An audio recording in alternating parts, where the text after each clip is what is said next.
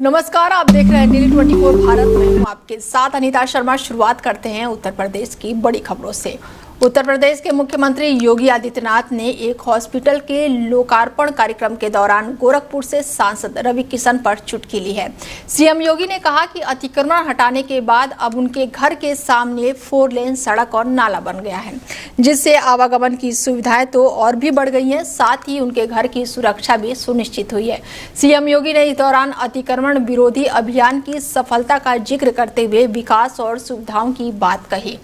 मुख्यमंत्री योगी आदित्यनाथ ने गोरखपुर के मेडिकल कॉलेज रोड पर गुलहरिया में स्थित रिजेंसी हॉस्पिटल का लोकार्पण किया और इस दौरान उन्होंने कहा कि हॉस्पिटल का निर्माण ऐसे स्थान पर हुआ है जहां पर पहले अतिक्रमण की समस्या थी। उन्होंने रवि किशन के अतिक्रमण हटाने के फैसले की तारीफ करते हुए कहा कि हमारे सांसद जी खुद को अतिक्रमण हटा दिए थे और ताकि पब्लिक को आवागमन की सुविधा मिल सके। सीएम योगी ने बताया कि 1.5 साल पहले अतिक्रमण हटाने का अभियान शुरू हुआ था, जिसमें रवि किशन ने सक्रिय भूमिका निभाई और उन्होंने कहा कि अतिक्रमण के खिलाफ अभियान चलना चाहिए और इसकी शुरुआत वो रवि किशन करेंगे। और अब उनके घर के सामने 4 लेन सड़क बन गई है, जबकि पहले सिंगल लेन की सड़क थी। योगी जी ने मजाकिया लहजे में कहा कि पहले ट्रक गुजरता था तो घर के शीशे चटक जाते थे, लेकिन अब 4 लेन सड़क नाले बन गए हैं, जिससे अब सब कुछ सुरक्षित हो गया है। अकेले मुख्यमंत्री राहत कोष से 1 वर्ष में मैंने 1100 करोड़ रुपए उपलब्ध करवाए हैं गरीबों के उपचार के लिए। अनुमान करिए, ये सुविधा पहले नहीं थी, पिक एंड चूज होता था, चेहरा देख करके सुविधा दी जाती थी। हमने कहा भी नहीं, प्रदेश का नागरिक है, उसके पास कोई सुविधा नहीं है, आच्छादित नहीं है या पैसा खर्च कर चुका है आयुष्मान भारत का, उसको पैसे की आवश्यकता है, हम पैसा देंगे, हम पैसा देंगे। जनता, सरकार इसीलिए हर एक गरीब के साथ खड़ी हो, वही सरकार है। बिना भेदभाव के सबको ये सुविधा प्राप्त हो और वह आज सुविधा उपलब्ध हो रही है। प्रधानमंत्री राहत कोष से भी पैसा मिलता है। हर एक स्तर पर यह सुविधा आज उपलब्ध हो रही है और व्यक्ति की पिछले 11 वर्ष के अंदर देश के अंदर हुए परिवर्तन के परिणाम स्वरूप उसकी कैपेसिटी भी बढ़ी है खरीदने की। वह पैसा खर्च कर सकता है, उसको सुविधा चाहिए, उसको सुविधा चाहिए। और मुझे बहुत अच्छा लगा, अभी जब मैंने हॉस्पिटल का उद्घाटन के साथ ही निरीक्षण किया तो सुपर स्पेशलिस्ट चिकित्सक जगह जगह मुझे खड़े हुए दिखाई दिए और यह दिखाता है कि एक नई आशा और एक नया उत्साह यह रिजेंसी हॉस्पिटल के रूप में गोरखपुर में उपचार के एक बेहतरीन केंद्र के रूप में यहां पर उपलब्ध हो रहा है।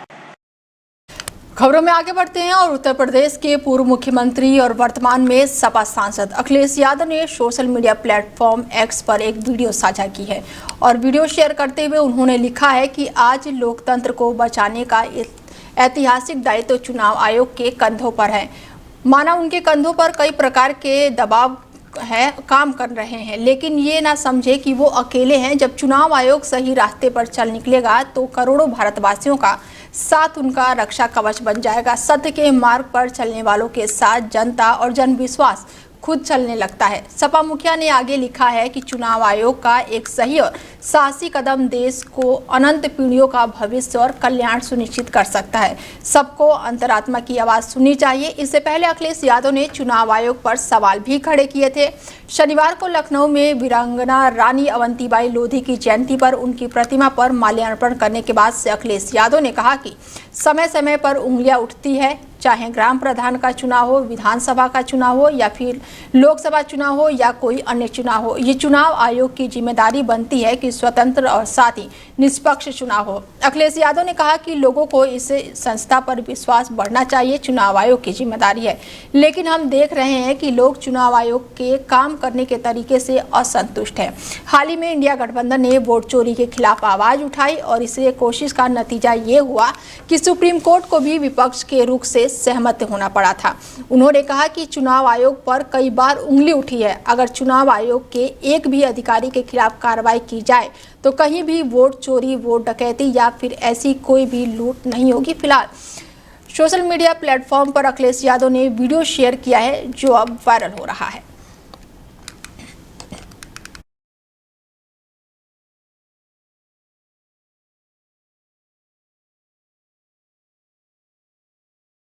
खबर ग्रेटर नोएडा से है, जहां पर पुलिस की बड़ी कार्रवाई देखने को मिली है और 2 शातिर बदमाशों से पुलिस की मुठभेड़ हुई है।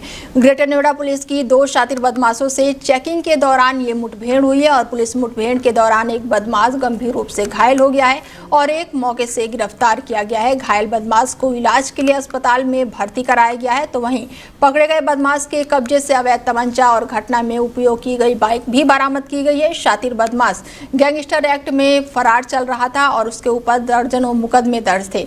ग्रेटर नोएडा के दादरी थाना पुलिस चौकी का ये पूरा मामला बताया जा रहा है। तो वहीं पुलिस चौकी के पास ही पुलिस की ये मुठभेड़ हुई है।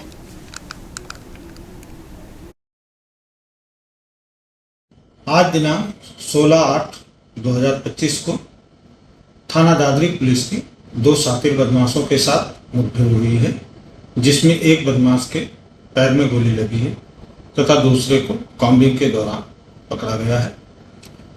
प्रारंभिक पूछताछ में पता चला है कि घायल बदमाश का नाम चांद पुत्र वाहिद है, जो कोतवाली देहात जनपद बुलंदशहर का रहने वाला है।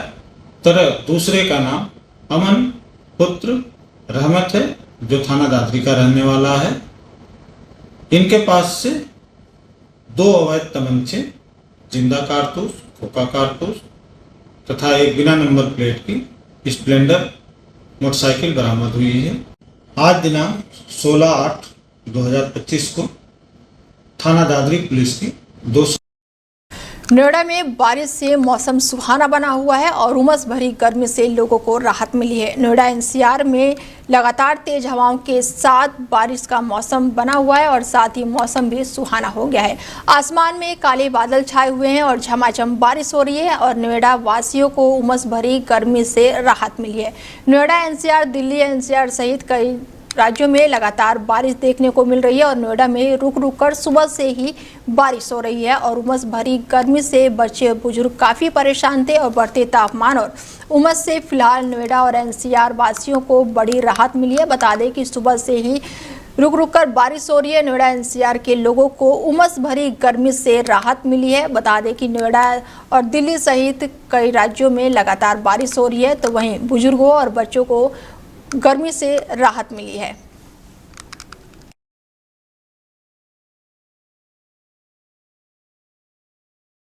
खबर यूपी के मऊ से है, जहां पर चोर गिरोह का पुलिस ने भंडाफोड़ किया है और गैंग के 4 शातिर चोरों को पुलिस ने गिरफ्तार कर लिया है। बता दें कि पुलिस ने यहां पर बड़ी कार्रवाई की है और खबर यूपी के मऊ से है, जहां पर 4 चोरों को पुलिस ने गिरफ्तार किया है। वहीं चोर गिरोह का भी पुलिस ने भंडाफोड़ किया है और गिरोह के 4 शातिर चोरों को गिरफ्तार किया है और इनके कब्जे से ट्रैक्टर, 3 बाइक बरामद की गई है और 5 चोरों को पुलिस ने तलाश कर रही थी और खड़े वाहनों को नकली चाबी से चुराते थे ये चोर। और ये पूरा मामला मधुबन थाना क्षेत्र का बताया जा रहा है, जहां पर पुलिस ने बड़ी कार्रवाई करते हुए शातिर चोरों को फिलहाल गिरफ्तार कर लिया है।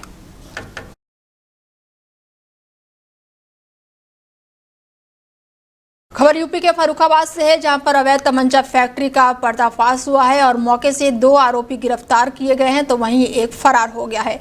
पुलिस ने कोतवाली मोहम्मदाबाद इलाके से फैक्ट्री को पकड़ा और वहीं मौके से 2 आरोपियों को भी पकड़ा गया है और एक फिलहाल फरार बताया जा रहा है।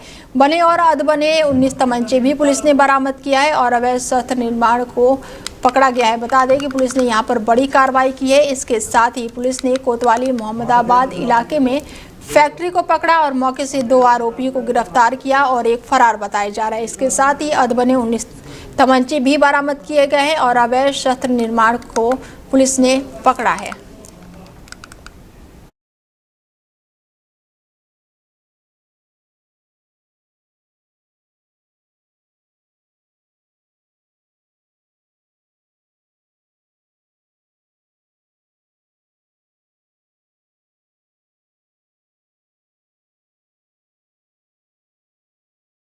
खबर यूपी के बरेली से है, जहां पर मंत्री असीम अरुण का अखिलेश यादव पर बड़ा बयान सामने आया है। उन्होंने कहा है कि लोकसभा चुनाव में हर बूथ पर बीजेपी का वोट कटा और कन्नौज लोकसभा में 10 से 15 बूथ पर वोट मिले, जिसका गलत तरीके से इस्तेमाल किया गया। इसके साथ ही कन्नौज में इसका फायदा सपा मुखिया को हुआ। इसके साथ ही उन्होंने बड़ा बयान दिया और कहा कि वोट लिस्ट का गहन परीक्षण होना चाहिए। उन्होंने बड़ा बयान दिया है और अखिलेश यादव को जमकर घेरा है। इस दौरान उन्होंने क्या कुछ कहा है, चलिए आपको सुनवाते हैं। सबसे पहले तो आपके विभाग के बारे में जानना चाहेंगे क्या? जी, आते ही सीधे मैं भोजीपुरा में हमारा विद्यालय है, आश्रमपति विद्यालय, उसका निरीक्षण किया। वहाँ पे माननीय मुख्यमंत्री जी ने लगभग 1.5 करोड़ रुपए की धनराशि स्वीकृत की है और पूरे भवन को हम लोग नया रूप दे रहे हैं। हमारे बच्चे अच्छी से अच्छी व्यवस्था में पढ़ें, उनको फर्नीचर, उनको खाना, उनको सब कुछ अच्छा मिले, ऐसी सारी व्यवस्था मुख्यमंत्री जी ने कर दी है। ज़्यादातर विद्यालयों में काम भी पूरा हो गया है। भोजीपुरा के विद्यालय में भी अगले 15-20 दिन में काम ये पूरा हो जाएगा।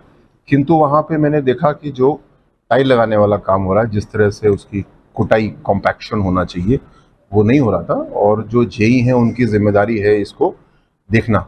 ऐसा प्रतीत होता है कि उस जेई ने साइट पे काम अपना ठीक से नहीं किया, जिसकी वजह से उस जेई की सेवाएं, आउटसोर्सिंग के जेई हैं, सेवाएं समाप्त करने का निर्देश मैंने दिया है।